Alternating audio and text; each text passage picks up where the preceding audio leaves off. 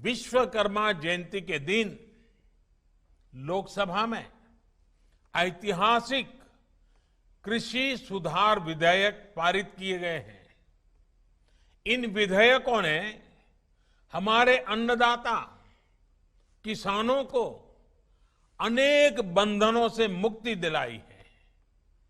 आजादी के बाद किसानों को किसानी में एक नई आजादी देने का काम हुआ है।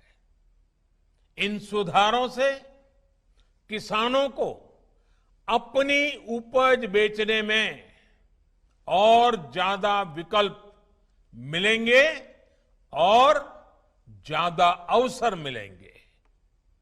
मैं देश भर के किसानों को इन विधेयकों के पारित होने पर बहुत बहुत बधाई देता हूं। किसान और ग्राहक के बीच जो बिचौलिए होते हैं, जो किसानों की कमाई का बड़ा हिस्सा खुद ले लेते हैं, उनसे बचाने के लिए विधेयक लाए जाने बहुत आवश्यक थे। ये विधेयक किसानों के लिए रक्षा कवच बनकर के आए हैं। लेकिन कुछ लोग, जो लोग दशकों तक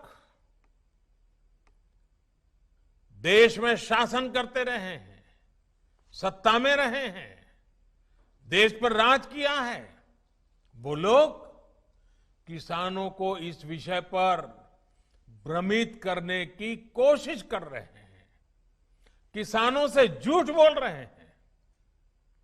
साथियों, चुनाव के समय किसानों को लुभाने के लिए बड़ी बड़ी बातें करते थे, लिखित में करते थे, अपने घोषणा पत्र में डालते थे और चुनाव के बाद भूल जाते थे। और आज जब वही चीजें जो इतने दशकों तक देश में राज करने वाले लोगों के मैनिफेस्टो में है, वही चीजें भारतीय जनता पार्टी एनडीए सरकार कर रही है, किसानों को समर्पित हमारी ये सरकार कर रही है, तो ये भांति भांति के भ्रम फैला रहे हैं।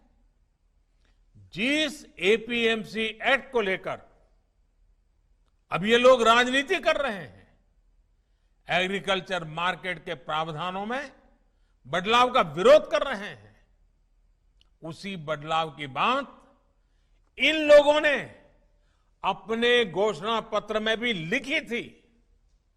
लेकिन अब जब एनडीए सरकार ने ये बदलाव कर दिया है, तो ये लोग इसका विरोध करने पर, झूठ फैलाने पर, भ्रम फैलाने पर उतर आए हैं।